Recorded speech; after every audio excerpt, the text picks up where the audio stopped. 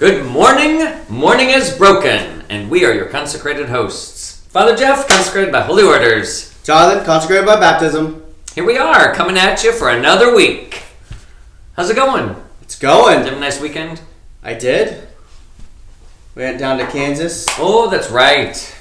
Forgot about these things. Yep, so... you were going to go see a new baby. Yeah, so last week I couldn't remember the middle name. I said Lucy Madison. It was Lucy Madison, so I am a good uncle. Very good. She is Lucy Madison. So is this Genevieve's? Yep. Okay. Genevieve's sister, brother? Genevieve's brother. Genevieve's brother. Got it. And this is their second child? Third. Third child. All Wow. girls. Wow. Blessed is he among women. Absolutely. Yeah. Good trip overall? Yeah. Excellent. How long of a drive is that? They live in Wichita, well, with kids. Well, yeah, I suppose that kind of... Anywhere between 5 and 6 hours, depending on the kids. It's enough time, but it's not awful. No, and we have a minivan that has the DVD player My on there, gosh, so we just... spoiled. These things that I could only dream of as a child. Yeah, me too. Wasting away in the back seat. Wasting away in the back.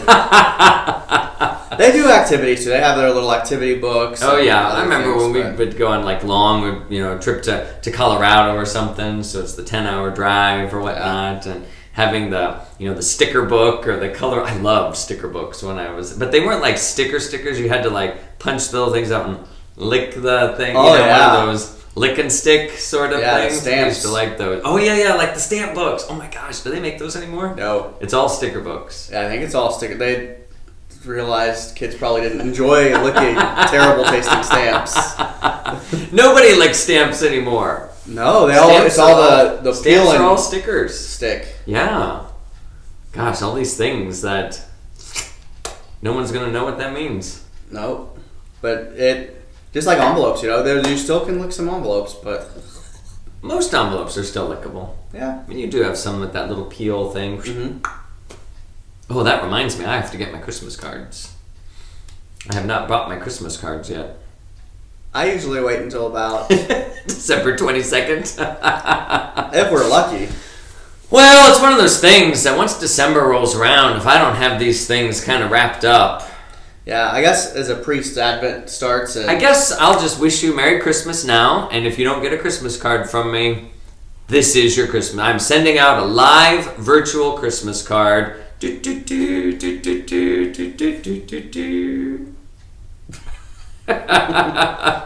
that means I sent one out as well, because I'm in the picture. JB, we have a lot less work to do this year. Oh my goodness. Well, it is Tuesday, November the 10th. Just days are flying by. Yeah. So yesterday was the feast of the dedication of the Basilica of St. John Lateran in Rome. It's an interesting feast because St. John Lateran, most people don't realize, but that's the Pope's cathedral. I think a lot of people think that the Vatican, St. Peter's Basilica, is the Pope's cathedral. That's where we associate the Pope with more. Because that's where he lives now. But he used to live over there on the Lateran Hill for a while. And so remember, the Vatican it was outside of the old city of Rome, because that was where the cemetery used to be. Mm-hmm. It's sitting on top of St. Peter's grave, which was in the middle of a cemetery, and Constantine built St. Peter's in the middle of this great big on top of a cemetery. And the cemetery ain't there anymore, it's underneath. And so it was actually outside of the city of Rome. The Cathedral Church of Rome was in the city of Rome. That makes sense. It makes sense. And the Cathedral Church is St. John's, dedicated to St. John the Apostle and St. John the Baptist. So they call it the Basilica of St. John Lateran, which is where it's at. It's located on the Lateran Hill. Oh, the Lateran Hill. Yeah. I was going to ask where that came from. So it's kind of over there on the other side of town. And that is the Cathedral Church. So that's where the Pope's cathedra is. The cathedra is the bishop's chair in his diocese. And so the Pope's cathedra is not in St. Peter's. In fact, you go into St. Peter's. St. Peter's chair is there on the back wall, the great big thing that Good we luck talked getting about in one there. time. Exactly. St. John Latern's chair, or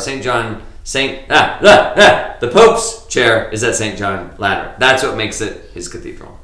The cathedral. So I was going to ask you who St. John Lateran was. Yeah, no, St. John on the Lateran Hill, Lateran Basilica, this, that, and the other thing.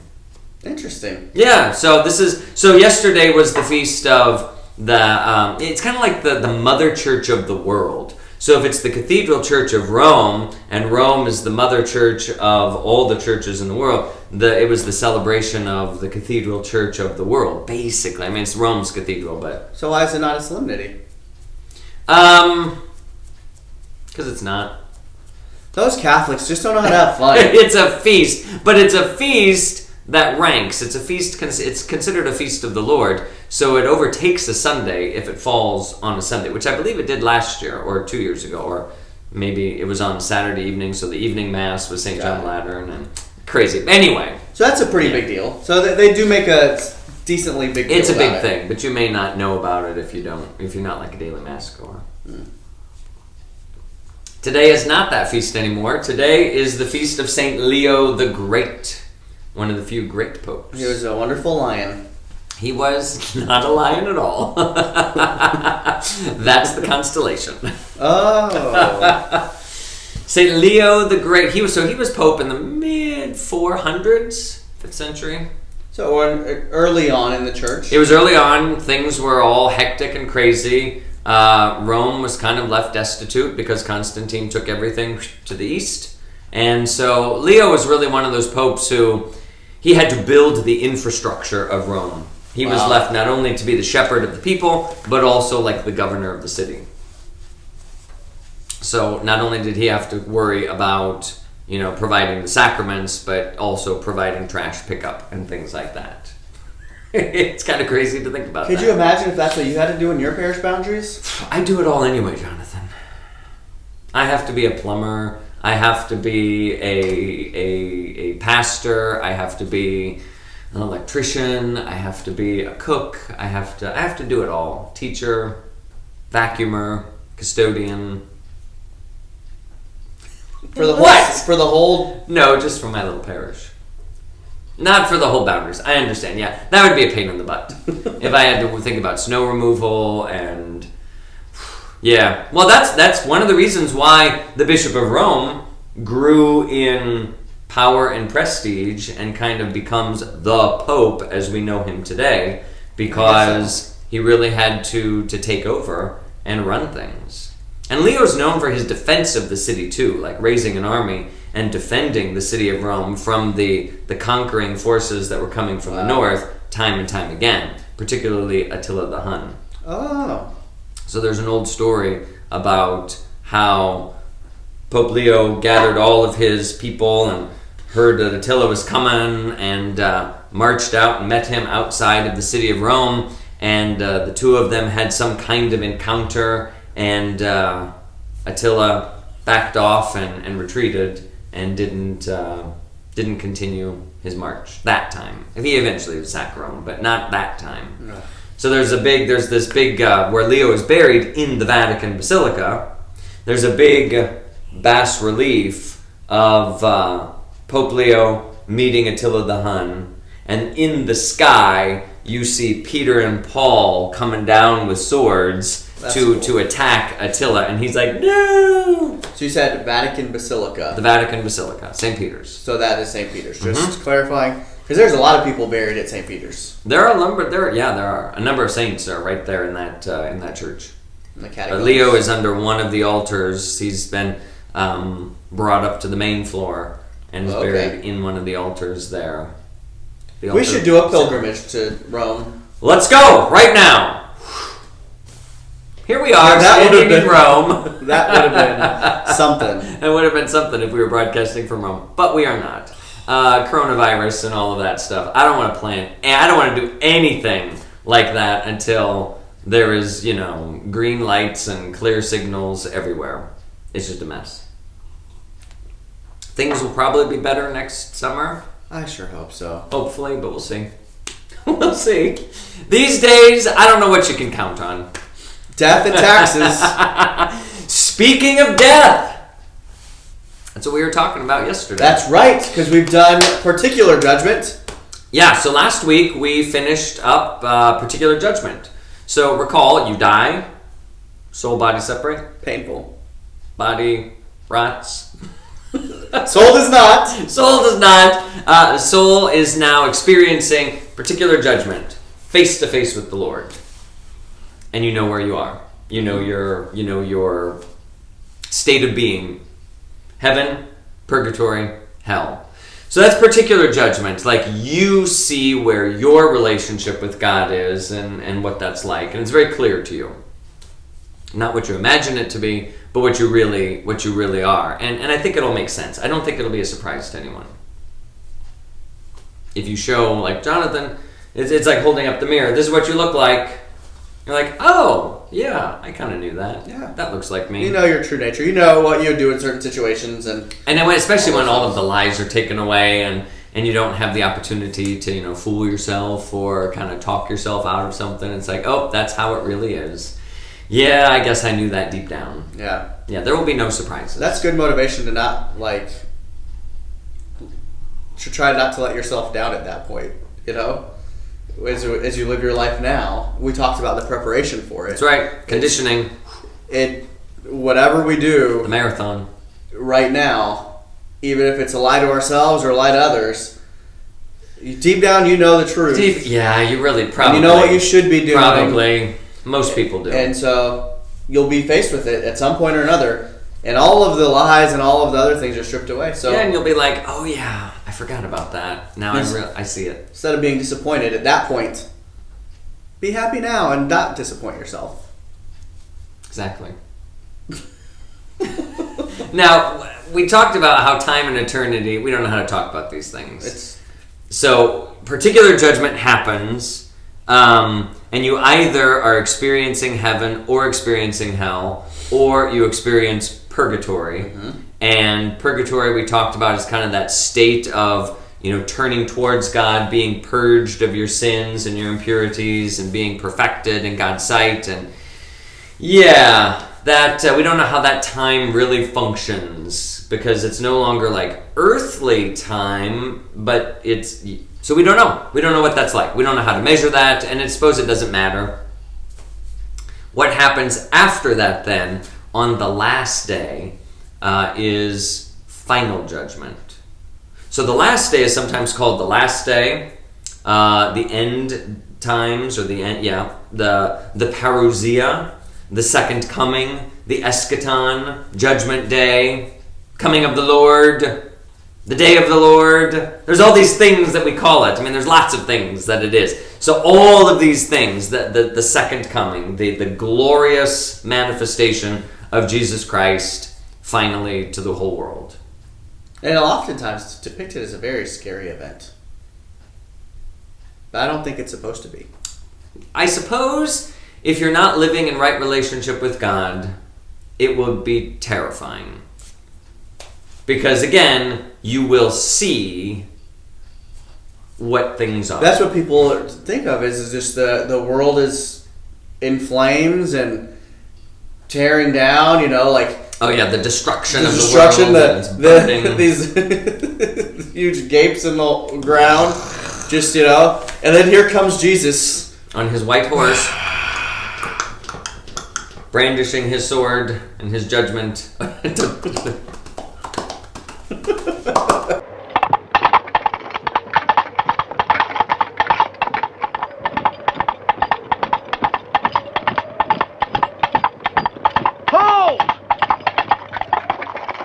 a Monty Python reference. Just a flesh wound. Oh, Monty Python. That's such a good show. A cult classic. I saw Spamalot when it was here in Omaha. I have not years seen it. and years ago. It's exactly like the movie Monty Python's In Search of the Holy King Arthur and the Search of the Holy Grail. I don't remember. What is the? Yeah. It's the Holy Grail. In Search of the Holy Grail. Monty Python's In Search of the Holy Grail. Mm-hmm. It's hilarious. It's good. It is. Some people don't like that kind of humor. No. It would completely annoy certain folks, and it's really it's best watched in a group that thoroughly enjoys inane humor. Yeah, because that's. I don't think the last days will be inane humor. Probably not. I don't know if they'll be terrifying. They might. I don't know. But as we always say, if you are in right relationship with God, you don't have to worry about. You don't have to worry about it. Things are going to be just fine. Final judgment then is where not only do you, particular judgment is for you. You know where you stand with the Lord. Mm-hmm. Final judgment is now the revelation of everyone's judgment. So you are conscious of where you are with the Lord and where everyone else is as well. So all of a sudden, I recognize you in the Lord if we are sharing heaven together. Or if Jonathan's not here, then he must be in that other place. So this is purgatory is done with. Purgatory is, yes. Yeah, purgatory is finished. So this is the final. And so I guess that's why it's often seen as something terrible and scary, because if you, on the last day, if you are still in need of purgation, it's going to happen right there in that moment, the suffering and terror of the collapse of the world. Que joya. What joy. Yeah. We talked about joy last week, and we can talk about joy fully again. Yeah, so be ready, because you know not the day nor the hour when the nations will be judged, and you will find yourself heading either to the right or to the left. Yeah, and Jesus talked about it multiple times.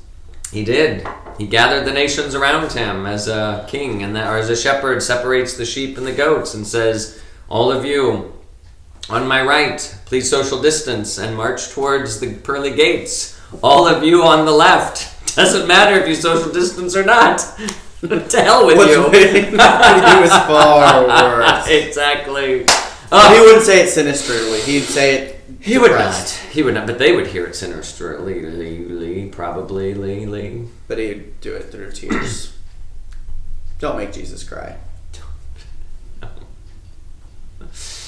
That's final judgment.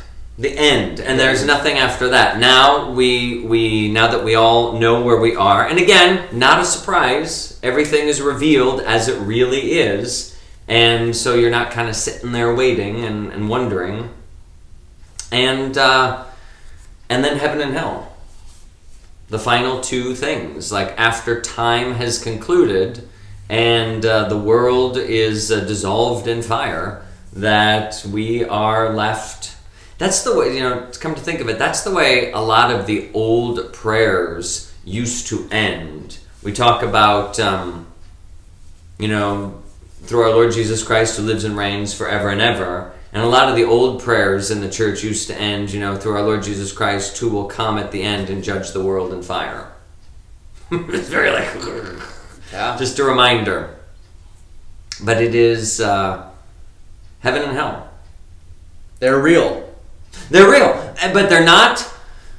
Okay, here we go, get complicated again. Heaven and hell are not places in the traditional sense of thinking about a place. You don't go to heaven or go to hell as you go to Wichita or go to the store or, whatever. Yep. They're states of being. Not like states of Kansas and Missouri, but states of being that are who you are. Yeah, what you are, who you are. So because so on that last day, that is when the bodies that have been decaying and the bodies that you once inhabited as a human being are reunited with your soul. Some will be reunited for everlasting life, and some will be reunited for everlasting damnation. And there is this reunion of body and soul, and in that, the material body, the physical body, will be spiritualized. Mm-hmm. It'll still be the same body, whatever that means, because we know in the course of time, think like every 7 years, your body is made up of completely different components than it was previously. So Yeah. I don't know what your body is when we talk about it in the material world. But we talked a little bit about it with Jesus in the resurrected body. How it was still very much Jesus, but at first glance, people did not recognize him. Right. Something's different about the body. It's holy. But it's holy. It's permeated by the spiritual. The body and soul are kind of equal players now in this relationship, as opposed to the soul kind of be hidden in the back room, locked in the closet. Well, then it also would not have any of the imperfections per se, I would think. Correct. Yeah. So now it's perfected. It's glorified. Your glorified body is raised and spiritualized. So it doesn't really need space. I don't think your resurrected body is going to need to take up much space, if any at all. Which is why heaven can be not a place, but a state of being. Your resurrected body and soul, you, the resurrected Jonathan, will be in the state of heaven, knowing God, knowing each other, loving each other, in this deep and ever deepening mystery of joy and happiness and peace and all of those things that are of God. I mean, it's an amazing thing. It's a terrifying thing too. Even when I think of heaven, I find the concept of heaven to be somewhat terrifying. And I think it is one of my greatest fears. You're doing it forever. I know. I don't know what to think about that. Stop it. And you have control, but you have no control of what you're doing, right? Like, you can't, when you're in heaven, you can't help, because you've chosen heaven, you've chosen to do that forever. Your doing and being now somehow come together, so who you are is what you do, and it's like, I don't know how to do me. Yeah, is that your final answer? It's like, does it have to be my final answer? We say that all the time in modern culture and parlance. You be you or you do you. It's like, I don't know what it means to do me. I don't know. Forever. I don't know. So it is kind of frightening to experience this explosion of me forever. That's just like, I am being me. I'm doing me in God, for God, with you. It's an amazing thing. It's terrifying because of the unknown of it. Yeah, it's terrifying truly in the sense that it just captures you, and it's like, and it's not a bad terrifying. It's a good terrifying, but it's that kind of terrifying. It's like winning the lottery. That's a terrifying thought, because it's like, oh my gosh, what will I, I don't have to worry about this, that, or the other thing, but it's just an amazing responsibility, and what do I do? How do I help? How does my charity flow? Blah, blah, blah, blah, blah. Give it all to St. Charles Borromeo. Yeah, I would agree with that statement. I've told Genevieve, now you have to play the lottery to win the lottery, so that's a small caveat, but we won't. But I've told her we would have to get rid, or not get rid, but really donate most of it away. It's like, okay, maybe we could choose to put some aside so that we could live. You want a comfortable retirement. Yeah, you don't want to be like looking for a job. Yeah, take care of when yourself. You're 60, 65 after having won the lottery. But it's like, I think the Powerball Mega Millions, it's like up. That's ridiculous. Don't pay attention, but a few weeks ago it was over 100 million. I don't need to be a bazillionaire. No, I was like, well, Father Jeff, if I won, we'd build our new education center. We'd build the complex up. Yeah, we'd build it up, and then we wouldn't have to worry about it here, and then we wouldn't have nearly as much money left to deal with. It's like, take care of a couple things, but... Jonathan, I hope you win the lottery. I hope so, too. But you have to play it. Well, I guess so. Hell. Hell is the opposite. Hell is also terrifying. We don't like talking about hell. No, I'm not a big fan of hell. It's terrifying, but in a completely different way. That you're never fully yourself. You never fully blossom. It's a continual dying that you never really become who you are. It is your will has been given over, your intellect, your memory, all of these things lost kind of in that fear and anxiety and panic and trepidation and distrust and loneliness and all of those things. You don't want that. I don't want that. Isolation. You don't want to just sit there with all your imperfections. I mean, I'm an introvert and I like my space, but that's too much. The loneliness and isolation is too much of hell. By being made in the image and likeness of God, we are social beings. We want relationship. We're built for communion. And hell, there Isolation. is no communion. No. There is no relationship. That sometimes people joke in the culture. It's like, oh, well, you guys go to church, and I'm going to have fun with all my friends in hell. And that's not how hell works. No, you're not going to be. It's not going to be a big drinking party and an orgy and all pleasure around every corner. It's going to be total distrust and mistrust and not even the relationship is totally broken. And so the fear and the Our Lady, when she showed hell to the children of Fatima, for example, it's like they see these beasts tearing at each other, because that's really what it amounts to. It's like there's no camaraderie, no trust, no nothing. All we can do is mistrust and tear at each other. And it's not a place one wants to be. So let's not live our life that way. Again, like you condition yourself for heaven, you can condition yourself for hell by living that kind of life. And we don't want to live that kind of life. No. There definitely are people that you can see live their life conditioning themselves for heaven. And you see people that might be headed the wrong way. I suppose. We hope that nobody is. That's our hope, again, that nobody ends up in a state of hell. But it's always our choice in the end. What are we choosing, and how do we choose rightly? And for me, I can't think of it that way, because I'm like, well, then maybe I could do this and I'll be okay. No, it's not okay. Don't do it. Because set you on the wrong path. Like you've said before, if you aim for purgatory... There is this story, and I'm not going to tell it as well as I had read it, but it was a descriptive, I remember. Now, you have to imagine this almost as like a cartoon.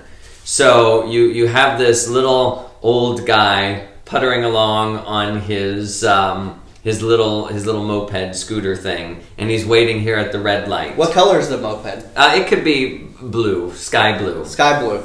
And then comes this biker, and he's got this big old hog that he's riding on, and he's revving it up and kind of right there next to this old guy who's puttering on his thing, and they're sitting at the light together, and the old guy is like, oh, that's quite a machine. That's an amazing thing. Do you mind if I come in for a closer look? And the guy's like, yeah. And so the guy leans in, and he's like, that's amazing. And then the guy really wants to show off. So the biker, revs up, and as soon as the light turns green, boom, he is just peeling out, going down the highway. And he's just like, oh, I just gave that old fart a treat, and what, good for him, blah blah blah blah blah. And as he's looking in his rearview mirror, he's seeing that guy on his little scooter bike, coming up behind him and making like he's going to overtake him. He's increasing in velocity and speed, and he's like, what the heck? And then all of a sudden, whoom, he sees this guy on his little moped pass him by faster than he himself is going, and it just blows his mind. And then all of a sudden, he sees this guy coming back at him at an even more increasing speed, until the two of them collide and land in a piled, mangled mess together.